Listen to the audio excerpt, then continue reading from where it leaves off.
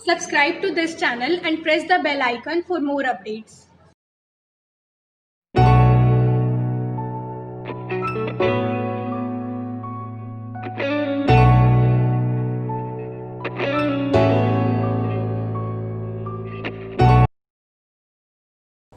Students, आज मैं आपको 11th क्लास का चैप्टर 5 कॉम्प्लेक्स नंबर के बारे में बताने जा रहा हूँ। कॉम्प्लेक्स नंबर बड़ा इम्पॉर्टेंट चैप्टर है स्टूडेंट्स। 10th तक जो आपने पढ़ा उससे बिल्कुल डिफरेंट, एक नया नंबर जो इससे पहले आपने कभी पढ़ा नहीं।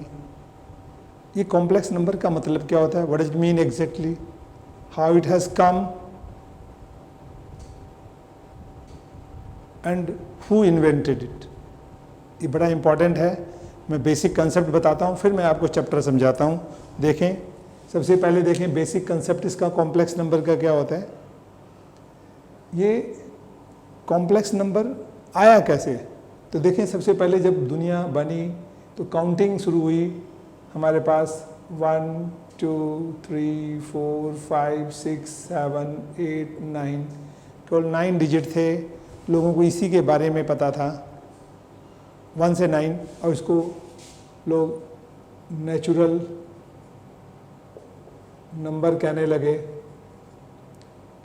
ये 476 AD से 550 AD, ये जो हमारे पास आर्यभट्ट बहुत बड़े मैथमेटिशियन एंड एस्ट्रोनॉमर रहे हैं, इनका जन्म हुआ, इसमें डेथ हुई, तकरीबन 74 इयर्स की आयु थी।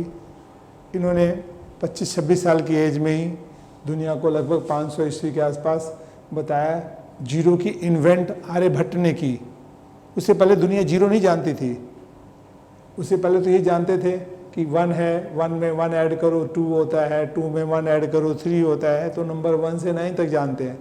आर्यभट्ट ने बताया कि भाई आपके पास मानो एक एप्पल है, आपके मदर ने दिया और आपके फादर ने 1 एप्पल आपसे वापस ले लिया, तो आपके पास तो 0 एप्पल बचा, यानी 1 - 1 0 हो गया। तो उन्होंने जीरो का कंसेप्ट दुनिया को दिया कि जीरो क्या होता है, और तब जीरो ऐड होकर के ये नंबर जो है हमारे पास आगे बढ़ गया। 9 है तो इसके बाद 1 0 लगाओ, 10 11, और ये इन्फिनिटी तक चला गया कि एंड तो है ही नहीं, ऐसे बनता जाएगा। और ये भी हमारे पास नेचुरल नंबर हुआ।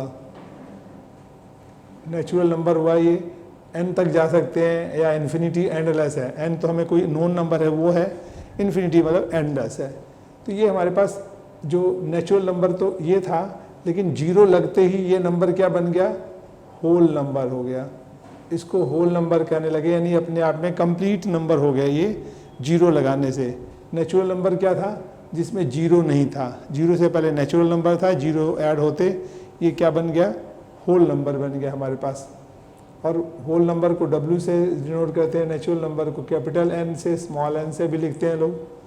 अब इसके बाद देखो क्या हुआ हमारे पास, जैसे हमारे पास था x + 3 = 1, ये चीज़ें आ गई, 2 नंबर का सम 1, तो लोग बड़े सरप्राइज, तो ये भी कुछ नंबर है, ये भी कुछ नंबर है, इससे तो बड़ा है, तो छोटा कैसे हो गया। जब दूसरी साइड ले गए तो कंसेप्ट बना नेगेटिव का। भाई नेगेटिव नंबर आने लग गए, तो नेगेटिव नंबर आने लगे तो नंबर लाइन का ईजाद हो गया। भाई 0 1 2 3 हमारे पास 4 और इन्फिनिटी तक चले गए। इधर साइड में नेगेटिव नंबर आ गए, -3 -4 और -इन्फिनिटी, और इसी को हम इंटीजर कहने लगे। इंटीजर को I से भी लिखते हैं, Z से लिखते हैं, भी हम इसको डिनोट करते हैं। Z का मतलब जहलन होता है, जर्मन वर्ड है, नोटेशन है, I से लिखो या Z से लिखो। तो ये बन गया इंटीजर, यानी अब हमारे पास पॉजिटिव नेगेटिव इंक्लूडिंग जीरो सारे नंबर हो गए। फिर समय चलता गया आगे और चेंजेस आए। फिर आया हमारे पास नंबर, जैसे लिखते हैं 2x = हमारे पास यहाँ लिखते हैं 5x = 2, तो x की वैल्यू क्या हो गई, 2/5। अब देखते हैं ऐसा नंबर क्या हो गया, तो इसको रैशनल नंबर का नाम दिया गया। भाई ये रैशनल नंबर है। रैशनल नंबर स्टूडेंट आपने पढ़े हैं 9th क्लास में, the number which is in the form of p/q, p/q both are integer, q not equal to 0, तो ये इंटीजर बन गया हमारे पास।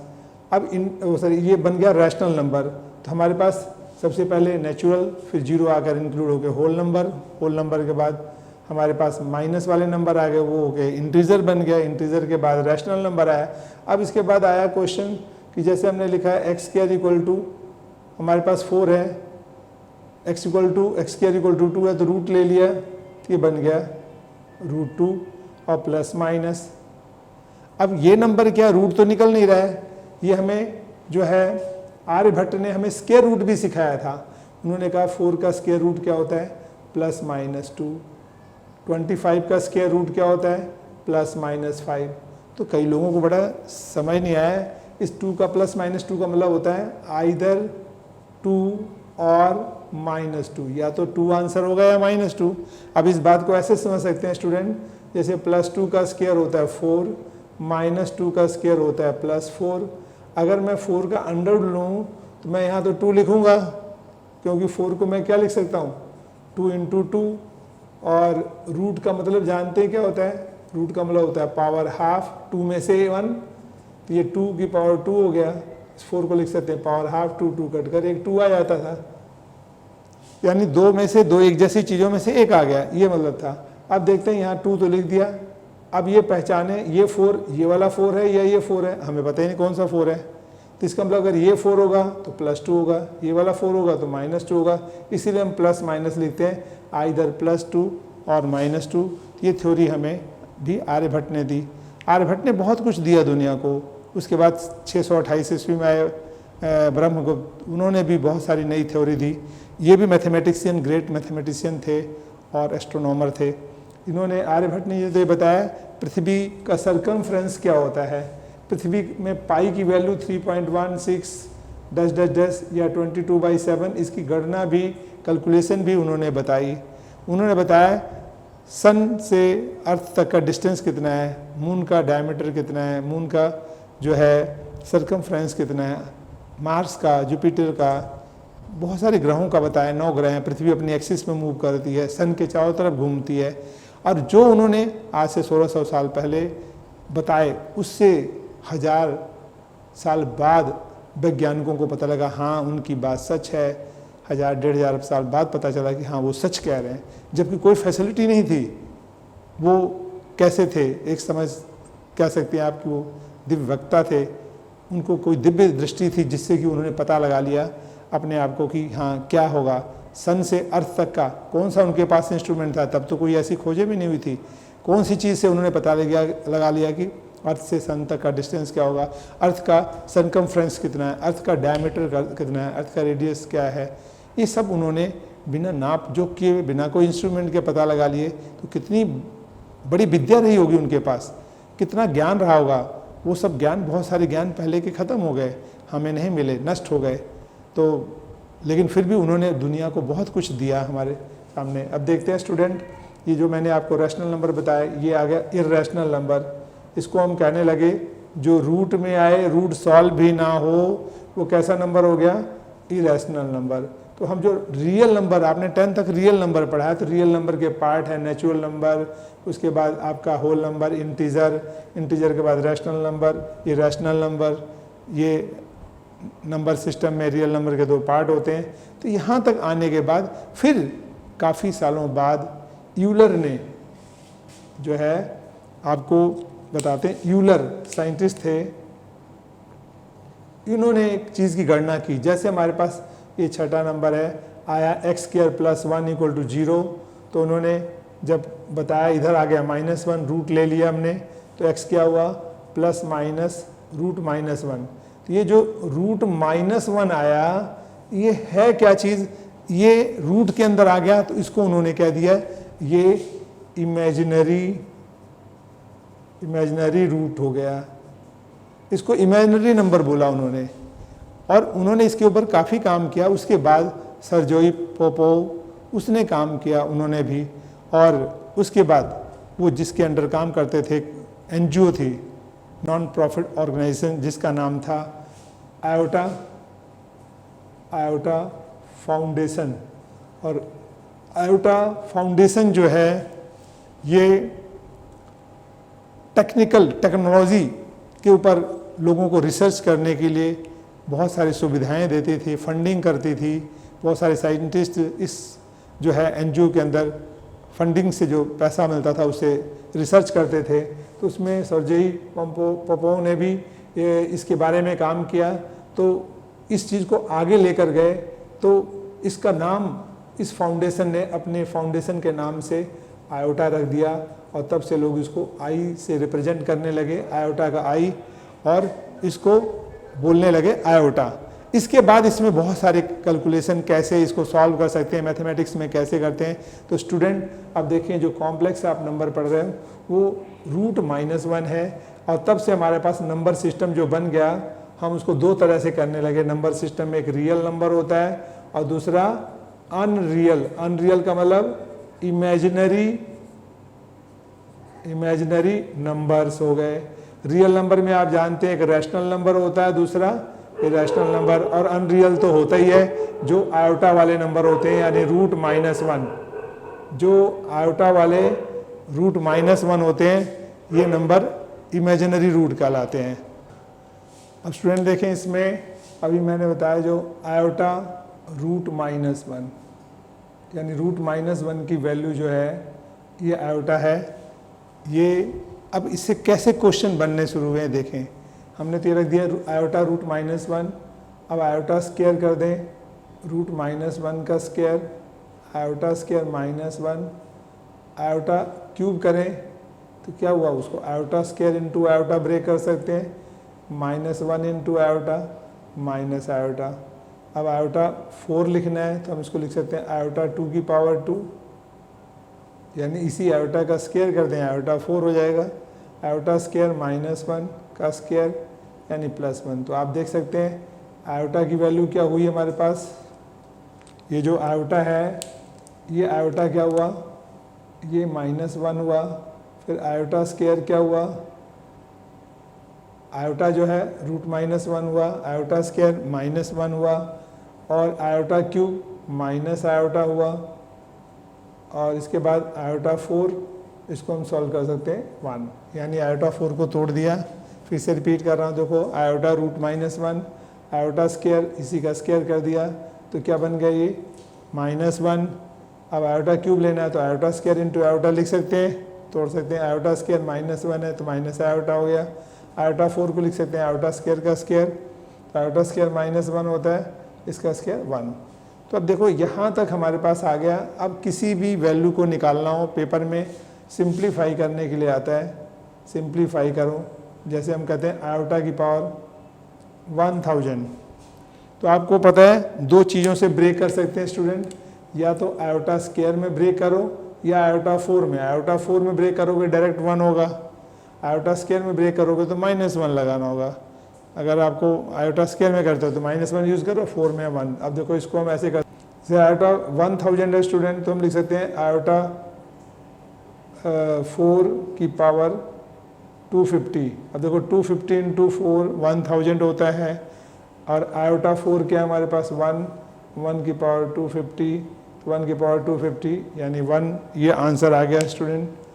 अब इसका मतलब हमारे पास एक फार्मूला बनता है आयोटा की पावर 4m + r। आप इसमें कन्वर्ट कर लो, इजी हो जाता है क्वेश्चन। अब ये कैसे कन्वर्ट होता है, जैसे मैंने लिखा आयोटा की पावर 1001 है, ठीक है। तो हम देखते हैं, अब ये जो है 4 से डिवाइड कर दें, आयोटा को यहाँ लिख दें 4। अब 1000 को 4 से डिवाइड करो तो कितना होगा, 4 × 2 = 8, 2 बचा, 4 × 5 = 20, और 1 बाहर निकाल दो तो एक 0 आ जाएगा और एक आयोटा बाहर आ गया, यानी 250 इंटू 4 1000 और 1 1001 हो गया। अब ये पूरा का पूरा मैंने बताया था, जो आयोटा ब्रेक करेंगे तो 4m इंटू आयोटा r हो जाएगा। आयोटा 4m कितना होता है 1, तो 1 इंटू आयोटा की पावर r, तो ये बन जाएगा आयोटा की पावर r आ जाएगा। तो यानी हमारे पास ये तो सीधा 1 हो गया, सीधा आंसर 1 आ गया, आयोटा आ गया हमारे पास। तो आप इस तरह से कन्वर्ट कर सकते हैं। 4 से करें, मानो कोई 4 से नहीं करना चाहे, 2 से करना चाहे 2 से कर लें। हमारे पास 1001 है, तो हम लिखेंगे आयोटा, जब 2 से ब्रेक करना हो तो ऑड होना नहीं चाहिए, इवन होना चाहिए। अगर ऑड है पावर हटा दिया एक बाहर, बचा 1000, 1000 को 2 से डिवाइड करो 500। अब आयोटा 2 क्या होता है -1 की पावर 500 इंटू आयोटा, ये पावर इवन है तो प्लस हो गया और आयोटा, आंसर दोनों में सेम आ गए। तो आप किसी तरह से ब्रेक कर सकते हैं। फिर देखो हमारे पास क्वेश्चन ऐसे आ सकता है, आयोटा की पावर 7 प्लस आयोटा की पावर 289 प्लस आयोटा की पावर 40 प्लस आयोटा की पावर जो है 61। अब देखें स्टूडेंट इसको कैसे करेंगे, ये 7 है, हम आयोटा 4 में ब्रेक करें तो आयोटा 4 इंटू आयोटा 3, 4 3 7 हो गया। आप देखते हैं ना जैसे x की पावर 5 इंटू एक्स की पावर 7, बेस सेम हो तो पावर 5 प्लस 7 हो जाता है। तो इसको अलग अलग भी करेंगे x5 x7, ऐसे हमने क्या किया, आयोटा 7 है तो 7 को 4 और 3 कर दिया अलग अलग। अब आयोटा 289 है तो आयोटा 4 से डिवाइड करेंगे 289 को, तो कितना होगा 4 7 जा 28, फिर 4 2 जा 8, एक बच गया आयोटा बाहर कर दो, यानी 72 इंटू 4 288 होता है और एक बाहर निकल गया। आयोटा 40 है तो आयोटा 4 से डिवाइड करो 40 को 10 आ गया। फिर आयोटा 4 ये 61 है तो हम देखते हैं 4 से डिवाइड करेंगे 61 में तो 15 4 जा 60 होता है, एक बच गया आयोटा बाहर आ गया। अब देखते हैं आयोटा 4 1 होता है, आयोटा क्यों बचा, ये 1 होता है हमारे पास, यहाँ 1 कर दें, यहाँ 1 की पावर 72 आयोटा, 1 की पावर 10 और ये 1 की पावर 15 आयोटा हो गया, ये आयोटा क्यूब हो गया। अब आयोटा क्यूब आयोटा 1 की पावर कुछ भी 1 हो गया, ये 1 आ गया, ये आयोटा आ गया। अब आयोटा क्यूब को मैंने बताया था, देखो स्टूडेंट क्या लिख सकते हैं, माइनस आयोटा, तो आयोटा क्यूब को हम ब्रेक नहीं आया तो ऐसे भी कर सकते हैं, iota square into iota plus 1 plus iota, iota square क्या हुआ माइनस, ये तो माइनस हो गया, minus iota plus 1 plus iota, iota iota cut गया तो रिजल्ट क्या हो गया 1 प्लस आयोटा। तो इस तरह से स्टूडेंट ये क्वेश्चन आ गया सिंप्लीफाई के लिए। और मैं एक और क्वेश्चन देखो यहाँ बताता हूँ आपको, जैसे हम लिखते हैं हमारे पास आयोटा की पावर 1700 प्लस आयोटा की पावर 1500 प्लस आयोटा की पावर 210, ये सिंप्लीफाई करें, ये सिंप्लीफाई करना है आपको। तो देखो क्या करेंगे, आयोटा 4 से कर दें, 4 4 जा 16, 1 4 2 जा 8, 2 4 5 जा 20, पूरा का पूरा ये डिवाइड हो गया। आयोटा 15 लें तो क्या होगा, यहाँ 4 से करें, 4 3 जा 12, 3 4 7 जा 28, 2 4 5 जा 20, ये आयोटा फिर 4 से कर दें, 4 5 जा 10, 4 5 जा 20, फिर 4 2 जा 8, 2 बचेगा, 2 आयोटा बाहर कर दें, आयोटा 2, यानी मल्टीप्लाई कर दो इन दोनों को, 4 इंटू 52 208 और 2 210 हो गया। अब आयोटा 4 क्या होता है 1 की पावर 425, ये 1 की पावर 375, 1 की पावर 52 इंटू आयोटा 2, ये आ गया स्टूडेंट 1, ये भी 1, ये 1 और आयोटा 2 -1, 1 प्लस 1 -1 कट गया, 1 प्लस आयोटा नहीं है तो 0 कर देंगे हम, ये जेड कॉम्प्लेक्स नंबर हो गया। तो देखें इस तरह से हमारे पास इसको सिंप्लीफाई करते हैं। अब जो मैं आपको बताने जा रहा हूँ ये ध्यान से देखें स्टूडेंट। अब स्टूडेंट देखें इसी आयोटा पर क्वेश्चन आता है, सिंप्लीफाई आयोटा की power n, iota n plus 1, iota n plus 2, iota n plus 3, ये कह रहा है सिंप्लीफाई करो इसको। तो अब देखो कैसे सिंप्लीफाई करेंगे इसको हम, आयोटा n है, हम इसको ब्रेक कर सकते हैं n प्लस 1 को iota n into iota, iota n plus 2 को आयोटा n इंटू आयोटा 2, इसको आयोटा n इंटू आयोटा 3। आपने देखा ना, बताया था x2 प्लस 3 है तो हम ब्रेक करके x2 इंटू x3 लिख सकते हैं, क्योंकि बेस सेम है पावर ऐड हो जाएगी, और ऐड है तो अलग अलग कर लेंगे सब्ट्रैक्ट। तो जैसे ये किया है वैसे यहाँ पर हमने ब्रेक कर लिया iota n into iota, iota n into iota 2, iota n into iota 3। देखें सब में क्या कॉमन है हमारे पास, कॉमन क्या क्या है इन सभी में हमारे पास, देखें स्टूडेंट कॉमन है आयोटा n, इसमें iota n, iota n, iota n, सभी में से बाहर निकल आया आयोटा n। यहाँ क्या बचा 1 आयोटा, यहाँ आयोटा स्क्वायर, आयोटा क्यूब, अब आयोटा n ये 1 plus iota square -1, iota cube को आयोटा स्क्वायर इंटू आयोटा लिख सकते हैं। ये आयोटा n 1 प्लस आयोटा -1 और ये आ गया minus iota, minus plus cut गया, माइनस प्लस कट गया, आयोटा n और ये 0 इंटू दिस, ये रिजल्ट 0 आ गया। तो ये इस तरह से आयोटा के ऊपर क्वेश्चन सिंप्लीफाई करने के लिए आता है।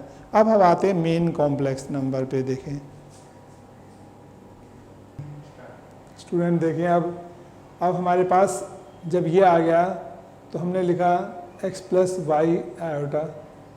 अब हम इसको कॉम्प्लेक्स नंबर को, इसका जो नोटेशन है दो तरीके से होता है, आइदर z और कैपिटल C से लिखते हैं। हम इसको ऐसे भी लिख सकते हैं z equal to a plus b iota भी लिख सकते हैं, x प्लस वाई आयोटा। ये क्या है यहाँ पर, यानी जो कॉम्प्लेक्स नंबर क्या बना, सम ऑफ रियल एंड इमेजिनरी। ये जो पार्ट है इसको हम बोलते हैं रियल पार्ट और इस y को बोलते हैं इमेजिनरी पार्ट। यानी जो आयोटा वाला पार्ट हो गया, आयोटा के साथ आ गया। आयोटा का मतलब क्या है, आयोटा का मतलब आपको पता ही हो गया, आयोटा मीन्स √-1। तो जहाँ आयोटा आ गया इसका मतलब √-1 आ गया, यानी इमेजिनरी पार्ट हो गया। तो रियल और इमेजिनरी को क्लब कर दिया, कंबाइन करने से जो रिजल्ट बन गया वो कॉम्प्लेक्स नंबर कहलाया। तो ये हमारे पास कॉम्प्लेक्स हो गया। तो अब स्टूडेंट आप देखें इसको, हमारे पास इसको हम ऐसे भी लिख सकते हैं कि रियल जेड क्या हुआ, ये ए हो गया, इमेजिनरी जेड क्या हो गया, ये बी हो गया। या रियल जेड में हम ऐसे भी लिख सकते हैं, इसमें से देखेंगे तो एक्स हो गया और इसमें देखेंगे इमेजिनरी जेड क्या हुआ, इमेजिनरी जेड वाई हो गया। यानी कि रियल पार्ट हो गया, रियल जेड का मतलब इसका रियल पार्ट हो गया, इमेजिनरी का मतलब इसका इमेजिनरी पार्ट हो गया वाई। और इस तरह से हम कोई एक कॉम्प्लेक्स नंबर लिखते हैं जेड, जैसे 2 + 3 आयोटा। अब आयोटा लगाए, इसका मतलब हुआ हमारे पास 2 रियल पार्ट हो गया, रियल, और 3 क्या हुआ, इमेजिनरी पार्ट हो गया। यानी ये रियल जेड हो गया, ये इमेजिनरी जेड हुआ। जैसे मैं एक और जेड लिखता हूँ ऐसे 2 + √-3। अब कोई बोले ये कॉम्प्लेक्स नंबर है, तो आप कहोगे यस। अब वो कहेंगे आयोटा नहीं लिखा है, अरे कन्वर्ट कर दें आप, इसको हम लिख सकते हैं -1 × 3। तो 2 आ गया, √-1 √3, 2 √-1 क्या हुआ, आयोटा, आयोटा √3 लिख दें, या 2 + √3 आयोटा। तो स्टूडेंट इस तरह से हम इसको लिख सकते हैं कॉम्प्लेक्स नंबर को। तो ये हमारे पास कॉम्प्लेक्स नंबर आ गया जब भी रियल और इमेजिनरी दोनों हो जाएं। अब इसमें एक और बात होती है, हमारे पास जेड कभी रियल जेड आता है। जैसे हमने कहे हमारे पास जेड x + y आयोटा है, तो हम कहेंगे if x = 0 then z is क्या होगा, देन जेड = 0 + y आयोटा, यानी z is pure imaginary number. यानी जेड प्योर इमेजिनरी आ गया क्योंकि रियल तो 0 हो गया। अगर हम कहें इफ़ y = 0 तो देन क्या हो जाएगा हमारे पास, जेड = x + 0y, यानी x हो गया। देयरफॉर जेड क्या हो जाएगा, Z is a pure real number. वहाँ इमेजिनरी नंबर था, यहाँ प्योर रियल नंबर बन गया। तो स्टूडेंट इस तरह से हम कॉम्प्लेक्स नंबर को लिख सकते हैं। अब मैं एक फैलेसी बताता हूँ, देखें। हाँ स्टूडेंट देखें, एक फैलेसी के बारे में बताता हूँ, आप देखें क्या होता है। जैसे 1 है स्टूडेंट, हम इसको ऐसे लिख सकते हैं √1, 1 का √1 ही होता है। 1 को लिख सकते हैं 1 × 1, फिर इसको हम लिख सकते हैं -1 × -1। आप देख रहे हैं बिल्कुल ठीक है, ये 1 × 1 1 ही होता है, 1 का 1 होता है। और माइनस भी प्लस होता है, जैसा कि स्टूडेंट जानते हैं माइनस × माइनस प्लस होता है। आपने ये पढ़ा हुआ है तो आप कहोगे सही है। फिर इसको अलग अलग कर लें, √-1 × √-1, ठीक है। और ये क्या बन गया, आयोटा × आयोटा, ये आयोटा स्क्वायर हो गया, और आयोटा स्क्वायर होता है -1, तो क्या 1 इक्वल टू -1 आ गया? ये बिल्कुल ठीक नहीं, ये तो गलत है, फॉल्स है। इसीलिए यहाँ पे लिखा है हमने एक्सप्लेन फैलेसी, यानी फैलेसी क्या होता है? इल्यूजन। इल्यूजन यानी एक भ्रम की स्थिति पैदा हो जाती है दिमाग में, अरे ये क्या हो गया भाई, ये तो ठीक करते जा रहे हैं, ठीक करते जा रहे हैं, बट यहाँ पे उल्टा क्यों आ गया रिजल्ट? तो ये कॉम्पिटिटिव एग्जाम में ऐसा क्वेश्चन आ जाता है, इसको एक्सप्लेन करो, रीज़न बताओ, what is the reason behind it, how it has done, कैसे हुआ ये। तो देखें स्टूडेंट, ये यहाँ पर अगर आपको पता है बिल्कुल ये गलत है तो एब्सोल्युटली राइट, और नहीं पता है तो मैं बता रहा हूँ, आप जानकारी ले लीजिए, क्योंकि छोटी क्लासेस में आप चीज़ों को छोड़ देते थे, इम्पॉर्टेंट नहीं है, इम्पॉर्टेंट नहीं है, वो फिर आगे चल के प्रॉब्लम क्रिएट करती है। इसलिए बेसिक आप अपना पूरा का पूरा बेसिक अच्छी तरह से कीजिए। तो देखें क्या होता है, जैसे मैं यहाँ पर लिखता हूँ, एक नंबर है √a इंटू √b, तो ये क्या होगा? a इंटू बी, ठीक है। इसमें क्या होता है, कोई भी दो रियल नंबर, जैसे हमारे पास दूसरा पार्ट इसमें आता है √a √-b, ये क्या होगा? √-ab। थर्ड हमारे पास √-a इंटू √b, ये भी -√ab। लेकिन अगर ऐसे आ जाता है हमारे पास √-a इंटू √-b, तो ये जो होगा, अगर हम ऐसे कर दें तो ये गलत होगा। ये नहीं हो सकता कि हम इनको मल्टीप्लाई कर दें। इसके लिए रूल क्या बनता है? For 2 real numbers at least one number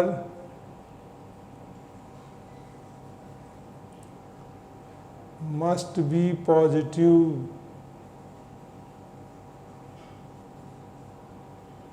इस केसेस में करें for 2 real numbers at least 1 number must be positive, कम से कम एक पॉजिटिव होना ही चाहिए। जैसे इसमें दोनों हो चलेगा, इसमें एक है, इसमें एक है, इसमें दोनों नेगेटिव ये नहीं होगा, दोनों नेगेटिव नंबर नहीं होने चाहिए, यानी एटलीस्ट 1 नॉन नेगेटिव नंबर होना चाहिए। इसे बोल सकते हैं नॉन नेगेटिव, यानी आप ऐसे भी कह सकते हो एटलीस्ट, और at least 1 must be non negative number, तभी वो पॉसिबल होगा। जैसे हम लिखते हैं, देखो हमारे पास √-a इंटू √-b, अगर ये लिखा हुआ है तो आप इसको सेपरेटली ऐसे करोगे, -a1 into √a into -1 into b, ये आएगा -1 इंटू √a -1 इंटू √b, ये बन जाएगा आयोटा √a, और ये आ जाएगा हमारे पास इंटू आयोटा √b, और बन जाएगा iota iota iota square √ab, और ये -ab। तो देखो ये हमें माइनस आ गया। अगर यही हम यहाँ पे अपनाते हैं स्टूडेंट कि इस क्वेश्चंस को हम देखते हैं दोनों माइनस अगर है तो हम माइनस को मल्टीप्लाई नहीं करेंगे, यानी ये जो क्वेश्चन है ये इसके इक्वल है ही नहीं, ऐसा हो ही नहीं सकता। दोनों माइनस नहीं आ सकते, कोई एक माइनस हो सकता है। अगर ये क्वेश्चन दोनों माइनस होते हैं हमारे पास, जैसे ये दोनों माइनस हैं, तो सेपरेटली कर लेंगे इसको और आयोटा में कन्वर्ट कर लेंगे, यानी हम दोनों माइनस एक साथ नहीं रख सकते। फैलेसी यानी भ्रम, इल्यूजन हो जाता है, वो भ्रम हटाना है आपने कि अब देखो ये स्थिति सही है, ये भी ठीक है, ये भी ठीक है, और ये दोनों आ जाएं, तो आपने ऐसे नहीं करना कि माइनस माइनस प्लस करके √a कर दोगे। तो आप उसको कैसे सॉल्व करोगे? आप उसको सॉल्व करोगे, हमारे पास √-a √-b है, इसमें से आयोटा बाहर निकल गया, इसमें भी आयोटा हो गया, आयोटा आयोटा स्क्वायर हो गया, और -√ab, यानी इसका सोल्यूशन क्या हो जाएगा? -√ab। तब ये सही होगा, -a into √-b equal to this. अब ये क्वेश्चन ठीक है और ये वाला गलत था। तो आपको कंसेप्ट याद रखना है, इसके अंदर जब भी इमेजिनरी रूट्स हों, 2 नंबर आ रहे हैं तो कम से कम एक पॉजिटिव होना चाहिए। दोनों पॉजिटिव हो ठीक है, बट दोनों नेगेटिव हो तो आपने आयोटा इसी तरह से बाहर निकाल के सॉल्व करना। तो ऐसा सॉल्व करें तो हम आप इसको कह सकते हैं कि दोनों पॉजिटिव दोनों नेगेटिव आ गए, गलत है, ऐसा नहीं हो सकता, ये पॉसिबल ही नहीं है, ठीक है, ये केस ही नहीं पॉसिबल है। तो ये आप फैलेसी इस तरह से एक्सप्लेन कर सकते हैं। नेक्स्ट देखिए स्टूडेंट, देखें ये equality of two complex number. अगर टू कॉम्प्लेक्स नंबर आपस में इक्वल किन कंडीशन में होते हैं, तो हम जैसे लेट कर लेते हैं, let Z1 equal to A plus b iota and Z2 equal to C plus d iota. ये दो कॉम्प्लेक्स नंबर हैं और इक्वलिटी में क्या करेंगे, इक्वलिटी में जब हम करते हैं तो इनके जो है रियल इक्वल हो जाते हैं। यानी if Z1 equal to Z1 Z2, अगर ये हमारे पास कंडीशन दे रखी कि दोनों इक्वल हैं, उस केस में क्या होगा, real Z1 equal to real Z2। अब इसका रियल पार्ट क्या है A, इसका रियल पार्ट क्या है C, यानी A इक्वल टू C होगा। फिर imaginary Z1 equal to imaginary Z2, इसका इमेजिनरी पार्ट क्या है B आयोटा और उसका imaginary part D iota, iota iota cancel होकर B इक्वल टू D। तो आप देख रहे हैं दो कॉम्प्लेक्स नंबर अगर इक्वल होते हैं तो उनके रियल इक्वल होते हैं, इमेजिनरी इक्वल होते हैं।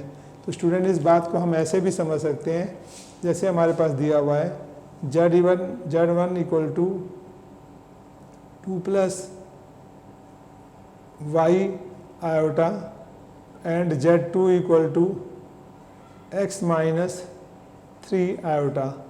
और हमें गिवन क्या है, क्वेश्चन में गिवन है Z1 इक्वल टू Z2, ये गिवन है। तो फाइंड क्या करना है हमें, फाइंड करना है इसमें x एंड y। तो देखें क्या करेंगे, दो कॉम्प्लेक्स नंबर इक्वल है तो हम इनको इक्वेट कर देंगे। हम क्या लिखेंगे 2 प्लस वाई आयोटा, ये Z1 है, equal to Z2 x minus 3 iota. अब देखते हैं इसका रियल पार्ट कौन सा है इक्वल, हमारे पास रियल पार्ट ये है, यानी 2 इक्वल टू x। तो देयरफॉर क्या होगा, x इक्वल टू 2, और ये इमेजिनरी पार्ट ये है y iota equal to minus 3 iota. तो y इक्वल टू स्टूडेंट क्या है हमारे पास -3, यानी रियल पार्ट रियल के इक्वल, इमेजिनरी पार्ट इमेजिनरी के इक्वल, यानी आयोटा आयोटा के इक्वल। तो ये कैंसिल होकर y -3। तो ये इसका सल्यूशन सेट आ गया। अब देखो एक और हमें ऐसे दिया हो क्वेश्चन, जिस तरह से देखें, जैसे दिया हो हमारे पे एंड बी, जैसे मैं लिखता हूँ a plus 2b plus 3a minus b iota equal to 2 plus 3 iota. ये दो कॉम्प्लेक्स नंबर है स्टूडेंट। अब इन दो कॉम्प्लेक्स नंबर में देखें, ये इसका रियल पार्ट, ये इमेजिनरी आयो लग गया, ये रियल ये इमेजिनरी। जब दो कॉम्प्लेक्स नंबर ऑलरेडी हमें गिवन है और इक्वल है, ये है ना equality of two complex number, तो रियल को किससे कंपेयर कर देंगे, रियल को इमेजिनरी को इमेजिनरी से। तो हमारे पास क्या आ गया, a plus 2b equal to 2। Second equation आ गया 3a माइनस b, जैसे मैं यहाँ लिखूँ 3a minus b iota equal to 3 iota iota iota cancel, तो ये बन जाएगा 3a minus b equal to 3। ये फर्स्ट इक्वेशन आ गया, ये सेकेंड इक्वेशन। अब इनको स्टूडेंट सॉल्व करना है, सॉल्व करना है। देखिए ये 2b ये b a 3a इक्वल तो नहीं है, अगर मैं इसको 2 से मल्टीप्लाई करूँ तो इक्वल नहीं हो जाएंगे। आपने 10th क्लास में इक्वेशन सॉल्व की थी, 2 3 6a 2b 2 3 6 कैंसिल हो गया, 7a इक्वल टू 8, a क्या हुआ 8/7।